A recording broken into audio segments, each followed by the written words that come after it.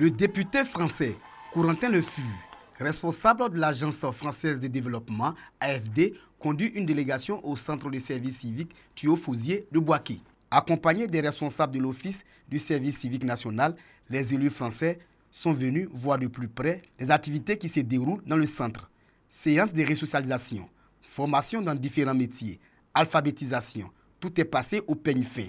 Des témoignages d'anciens pensionnaires pour montrer l'importance des centres de service civique qui donnent une seconde chance à des milliers de jeunes Ivoiriens. Avant ma formation, je me levais toujours à 10 heures. Mais depuis que j'ai mis les pieds à OSN, tout a changé. Ils m'ont appris à me réveiller tôt, à être discipliné surtout. Le représentant du ministère de la Promotion de la Jeunesse, de l'Insertion professionnelle et du service civique, reconnaissant la France à travers le financement du contrat de désendettement et de développement C2D. Ce site permet aux enfants de leur donner un nouvel espoir. Et c'est le but de notre ministère. J'ai eu la chair de poule quand le jeune qui est aujourd'hui payé à 100 000 était très heureux de prendre la parole parce qu'il n'a jamais imaginé avoir cette somme avec lui.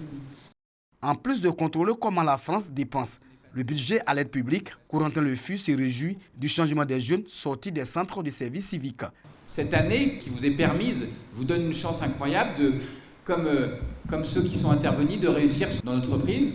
Vraiment, le message que je vous donne, c'est une année fondamentale dans votre cursus pour cette seconde chance qui, à mon avis, est fondamentale. Les jeunes passent 6 mois, dont 2 mois de resocialisation et 4 mois d'apprentissage d'un métier. Ces volontaires ont 3 mois de stage de perfectionnement auprès de maîtres artisans.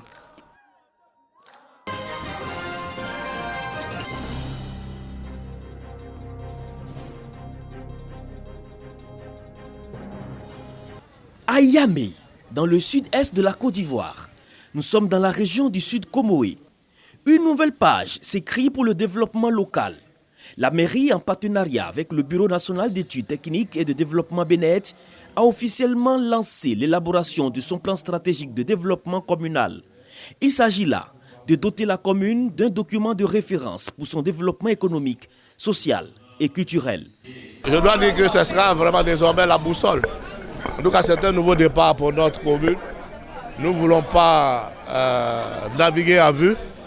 Ce plan qui sera un outil de planification va nous permettre vraiment d'avoir une véritable vision pour notre commune. Durant 10 jours, les équipes du Bénet sillonneront la ville d'Ayamé pour collecter les besoins, écouter les attentes afin de présenter un plan adapté aux réalités du terrain. Nous allons procéder à des enquêtes institutionnelles auprès des structures déconcentrées. Nous allons aussi rencontrer la population à travers les associations, la chefferie, les ONG. On va échanger sur toutes les difficultés qu'ils rencontrent au niveau de tous les secteurs d'activité et voir les actions qu'on peut mener pour l'épanouissement de ces populations. Travailler en synergie pour identifier les priorités d'action.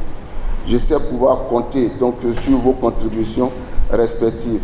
Elles seront nécessaires à l'élaboration de ce document stratégique qui devrait nous éviter de naviguer à vue. La démarche se veut participante. Le représentant du préfet appelle donc les populations à jouer leur partition.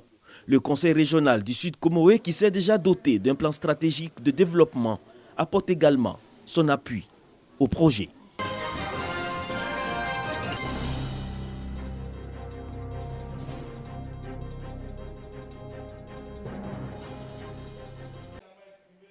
Salle des fêtes de la mairie de Ouangolodougou.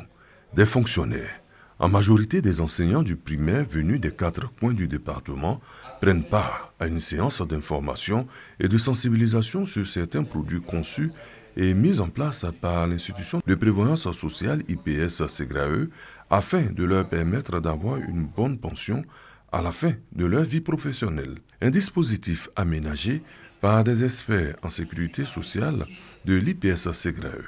Il faut surtout citer le régime complémentaire par capitalisation qui vous garantit une pension comme si vous étiez en activité. Aujourd'hui, grâce aux agences qui ont été créées dans toutes les régions, l'IPS Ségrae a mis en avant son rôle majeur, son rôle stratégique de sensibiliser, accompagner et de prendre en charge les affiliés et les bénéficiaires de prestations sociales sur toute l'étendue du territoire. Une joie pour ces serviteurs de l'État qui sont soulagés de l'existence d'un tel mécanisme. Moi particulièrement, je suis très heureuse parce qu'avant d'être fonctionnaire, j'entendais SEGRAE. Si ce n'est pas aujourd'hui, je ne savais pas ce que la SEGRAE faisait effectivement.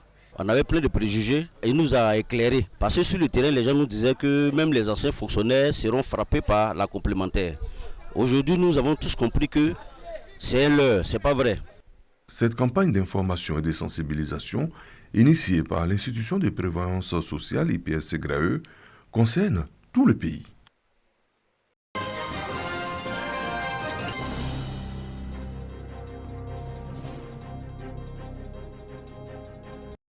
Le peuple Ngué, sous-groupe des Mandés du Sud, a migré vers la Côte d'Ivoire actuelle après le déclin de l'Empire du Mali au XVIIe siècle. Les Ngué appartiennent au grand groupe Dan.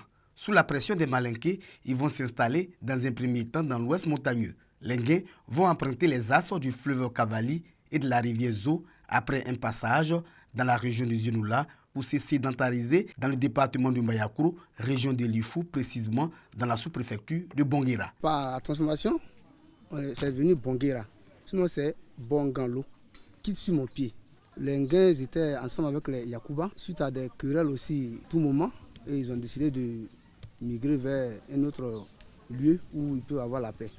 Avant d'arriver ici aussi, dans l'Ifou, on a traversé beaucoup de peuples. C'est-à-dire qu'on a quitté du Mans avec le Gourou pour venir s'installer à Gonaté.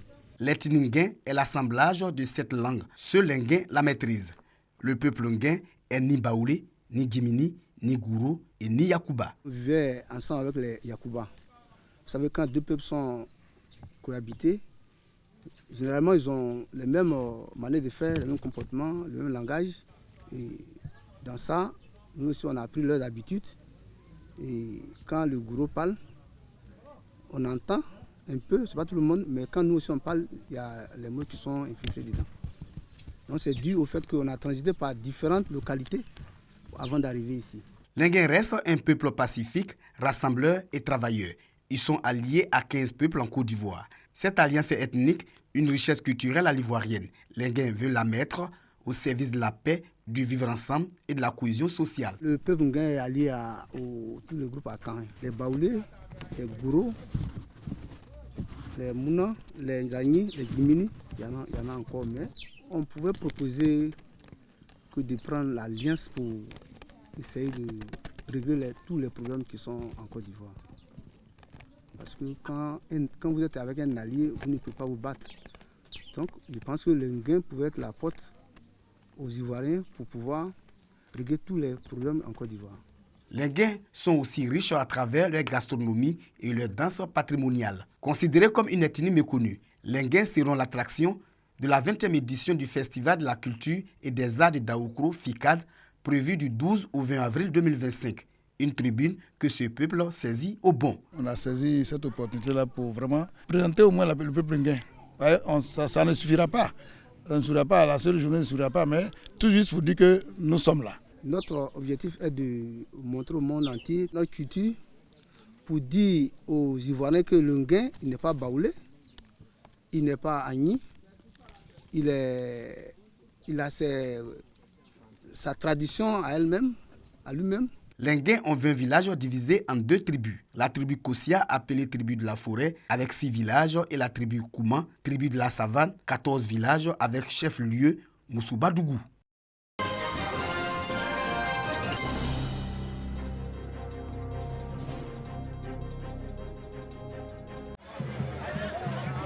Les populations de Maraba-Diassa se sont donné rendez-vous pour la 3e édition du festival Mori Sawarila.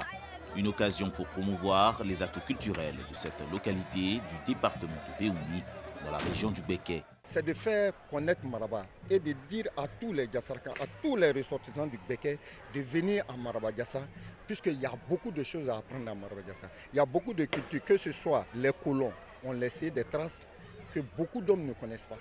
Le festival Mori Sawarila est placé sous le signe de la cohésion sociale et du vivre ensemble. Pour la réussite de l'événement, le sous-préfet de cette localité de la région du Béké, recommande l'implication des cadres. Un festival qui retrace déjà l'histoire du peuple Diassaraka, donc du peuple de Maraba Diassa. Et donc c'est avec beaucoup de bonheur que nous accueillons aujourd'hui tous les festivaliers. Et donc c'est aussi une occasion pour nous de parler de paix, c'est aussi une occasion pour nous de parler de cohésion sociale. Le festival Mori Sawarala se veut comme une plateforme de promotion touristique et de développement pour la localité de Maraba Diassa.